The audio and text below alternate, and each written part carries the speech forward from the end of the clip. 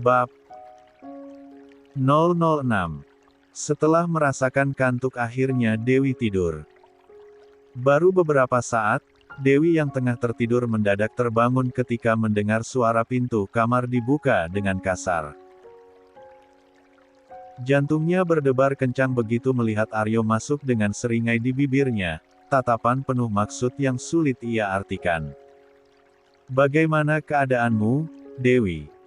tanya Aryo, suaranya terdengar sinis. "Sepertinya kamu sangat bahagia." 24. Menikmati hidupmu sekarang, di dalam kamar ini. Ia melirik ke sekeliling kamar Dewi, senyum penuh sindiran terukir di wajahnya.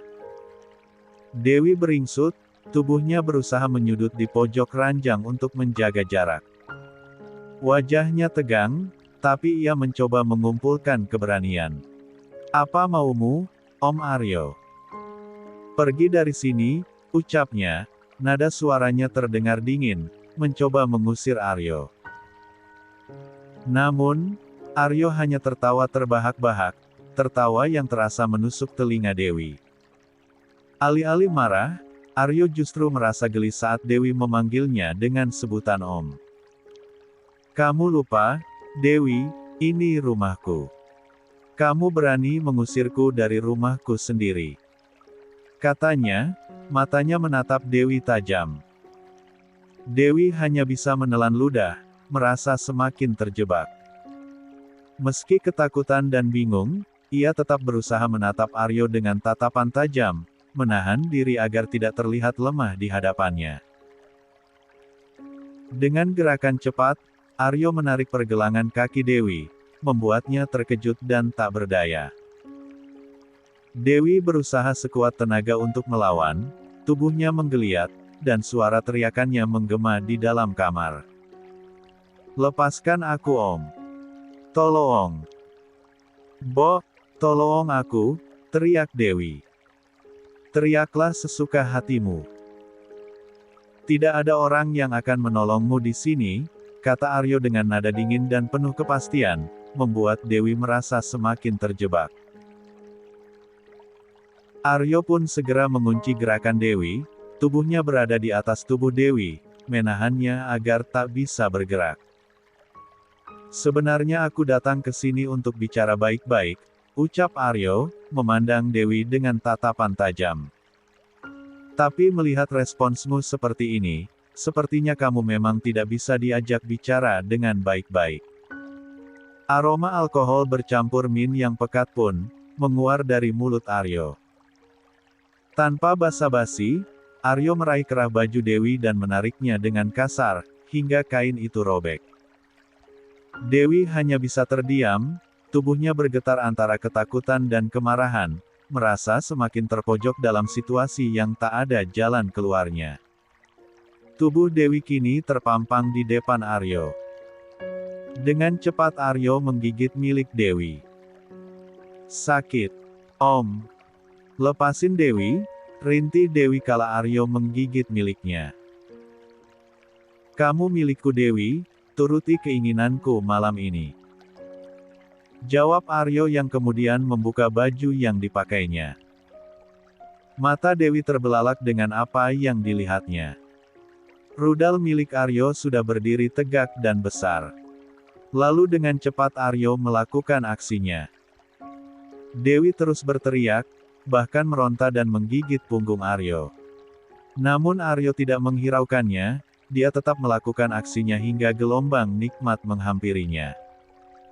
Setelah melakukan perbuatannya, Aryo segera memakai bajunya dan pergi meninggalkan Dewi sendirian di kamar, seolah tak ada rasa bersalah sedikitpun. Pintu tertutup dengan suara yang terasa mengunci seluruh harapan Dewi untuk bebas. Di pojok kamar, Dewi terduduk dengan tubuh gemetar, memeluk dirinya sendiri. Rasa takut dan marah membanjiri dirinya, membuatnya semakin terpuruk.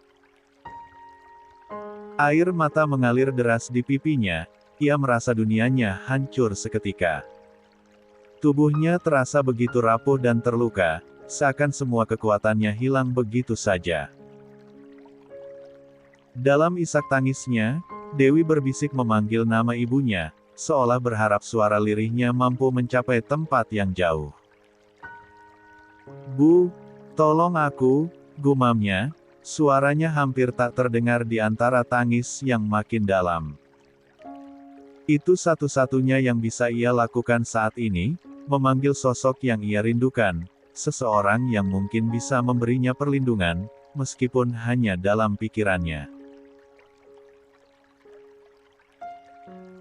25. Setelah kejadian malam itu, Dewi tertidur karena kelelahan menangis. Pagi harinya, ia terbangun dengan tubuh yang terasa remuk redam. Terdapat bercak keunguan dari tubuhnya, terutama pada bagian dada. Saat matanya akhirnya terbuka sempurna, ia terkejut melihat Aryo sudah duduk di sofa kamarnya. Dewi segera beringsut, menarik selimut untuk menutupi tubuhnya yang masih polos, dan menatap Aryo dengan penuh kemarahan. "Ngapain Om Aryo di sini?" Namun, Aryo tidak menjawab pertanyaan Dewi yang konyol menurutnya. "Syukurlah kau sudah bangun. Aku kira kamu nggak bakal bangun lagi," ujar Aryo dengan nada sarkastik. Dewi menatapnya tajam, suaranya bergetar penuh amarah. "Aku malah berharap lebih baik nggak bangun, daripada harus jadi simpanan om-om tua dan jelek seperti Om Aryo." Aryo tidak merespon, hanya bangkit dan melangkah masuk ke kamar mandi. Suara air yang mengalir terdengar tak lama kemudian. Dewi menggenggam selimutnya erat, berusaha menenangkan diri, tetapi tubuhnya tetap gemetar karena menahan marah. Beberapa menit kemudian, Aryo keluar dari kamar mandi. Tanpa sepatah kata, ia mendekati Dewi dan dengan cepat mengangkat tubuhnya yang masih polos. Dewi seketika memohon agar dilepaskan, tetapi Aryo tetap menggenggamnya erat. Dengan kasar, Aryo membawanya ke kamar mandi dan memasukkan tubuh Dewi ke dalam bathtub yang sudah berisi air hangat dan aroma terapi lavender. "Mandilah. Kamu bau," katanya dingin, tanpa menunjukkan sedikit pun rasa empati. Lalu Aryo melenggang keluar meninggalkan Dewi yang masih meredam emosinya. Setelah beberapa saat berendam dengan air hangat, tubuh Dewi terasa lebih rileks. Kemudian Dewi melanjutkan mandi dengan cepat, takut Aryo kembali masuk ke kamarnya. Selesai mandi dan berpakaian, Dewi melihat pintu kamar tidak tertutup rapat. Dengan hati-hati, ia mendekat dan mengintip keluar. Koridor tampak sepi, tak ada tanda-tanda kehadiran siapapun. Merasa aman, Dewi melangkah keluar, mengendap-endap menuju tangga. Saat ia berjalan beberapa langkah, telinganya menangkap suara Aryo dari kamar di ujung lorong. Sepertinya ia sedang berbicara di telepon, suaranya terdengar tegas dan serius. Dewi memanfaatkan momen itu, bergegas menuruni tangga dengan langkah cepat namun tetap berhati-hati agar tidak menimbulkan suara. Sesampainya di bawah, Dewi merasa ada yang aneh. "Bos Sumi bilang, rumah ini penuh dengan penjaga. Tapi kenapa dari tadi aku tidak melihat satu pun?" Gumamnya pelan, kebingungan. Dengan waspada, Dewi memutuskan untuk mencoba pintu samping. Dia tidak mungkin lewat pintu depan, karena pasti banyak penjaga. Ia melangkah hati-hati menuju pintu tersebut, berharap bisa lolos tanpa ketahuan. Setelah berhasil membuka pintu samping, Dewi bergegas ke halaman luar. Matanya segera mencari sesuatu yang bisa membantunya keluar. Pandangannya tertuju pada pagar tinggi sekitar 3 meter yang mengelilingi rumah. 26. Sial, kenapa tinggi sekali pagar rumah ini, gimana aku bisa keluar? Umpat Dewi pelan. Lalu Dewi berlari ke belakang, mencari-cari alat yang bisa digunakan untuk memanjat. Ia menemukan sebuah tangga kecil di dekat gudang. Tanpa membuang waktu, Dewi menyeret tangga itu ke arah pagar. Namun, sebelum ia sempat naik, suara Aryo yang dingin terdengar dari belakangnya. "Mau kemana kamu, Dewi? Sepertinya kamu suka sekali membuat ulah." Tanyanya, suaranya penuh ancaman. Dewi terdiam sejenak, napasnya tercekat, tubuhnya kaku. Ia perlahan menoleh, melihat Aryo berdiri di belakangnya dengan tatapan tajam yang membuatnya merinding. Dewi berjalan mundur, berusaha menghindari Aryo yang mendekat dengan tatapan dingin. Tangannya gemetar saat ia meraih sapu yang tergeletak di dekatnya. Tanpa ragu, Dewi mengayunkan sapu itu dengan penuh tenaga ke arah Aryo. "Om, biarkan aku keluar dari rumah ini," teriaknya dengan suara parau dan gugup, menandakan bahwa Dewi terlihat ketakutan. Sapu itu menghantam lengan kiri Aryo, membuatnya mundur sejenak. Namun, Aryo dengan gesit merebut sapu tersebut dari tangan Dewi dan membuangnya ke samping. Wajahnya tetap tenang, namun matanya berkilat penuh ancaman. "Jangan pernah berpikir untuk kabur dariku.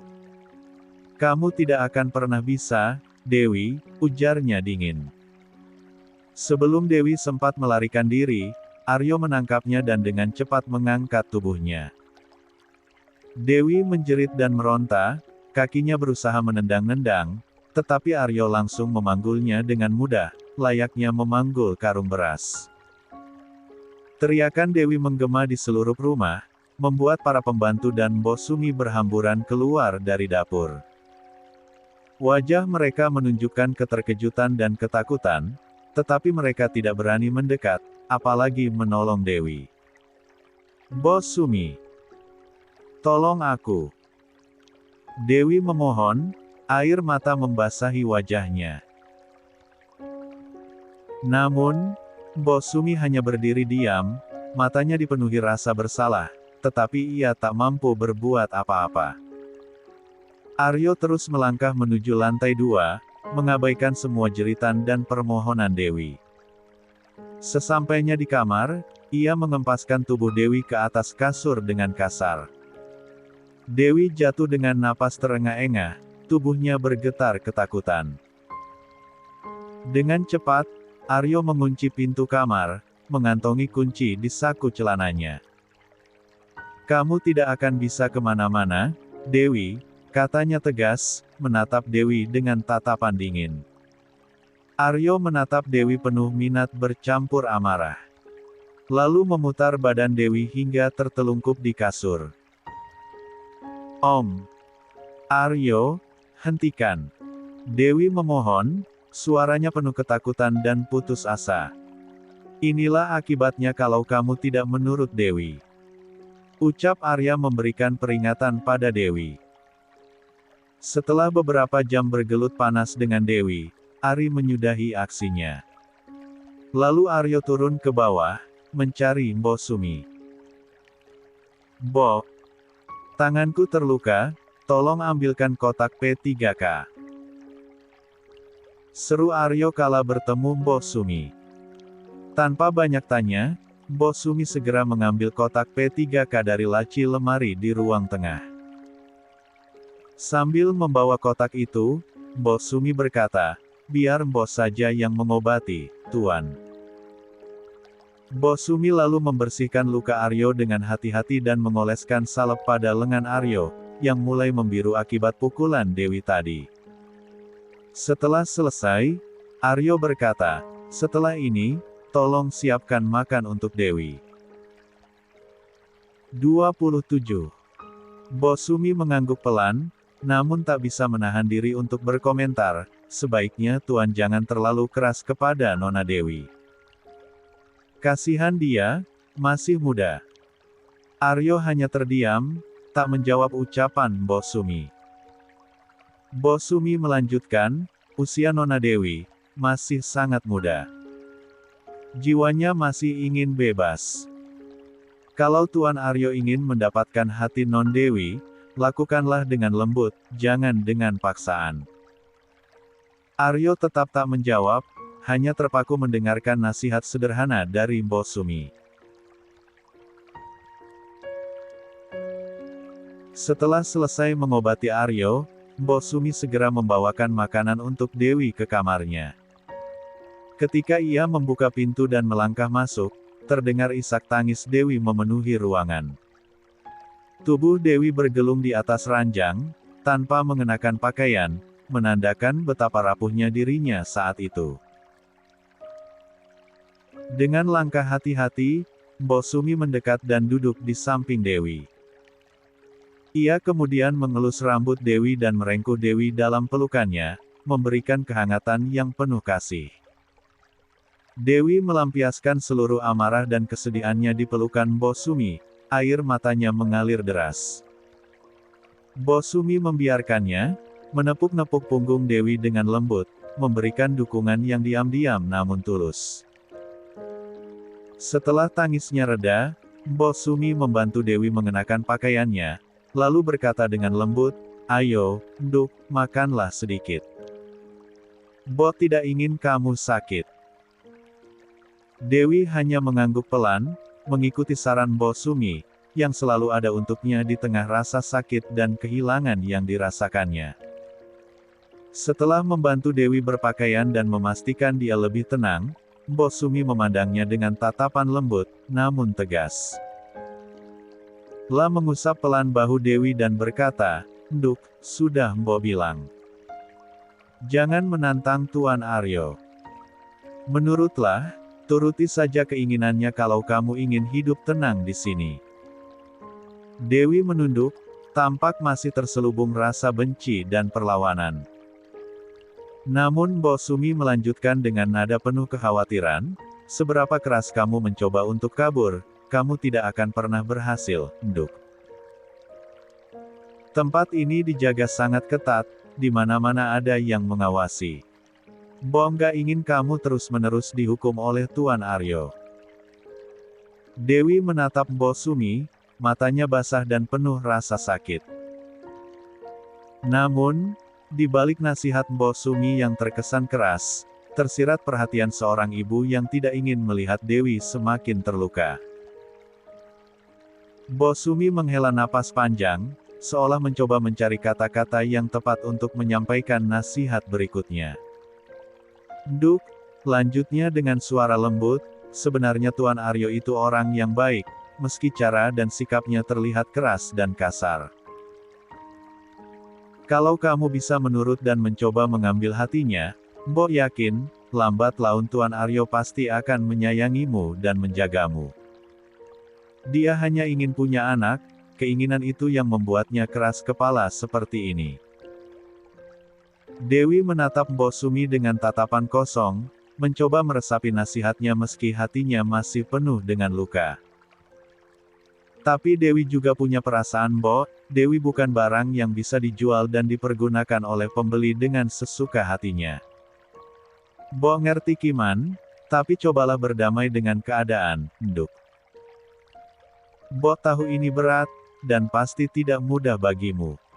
Tapi kamu juga tidak punya pilihan lain selain menurut.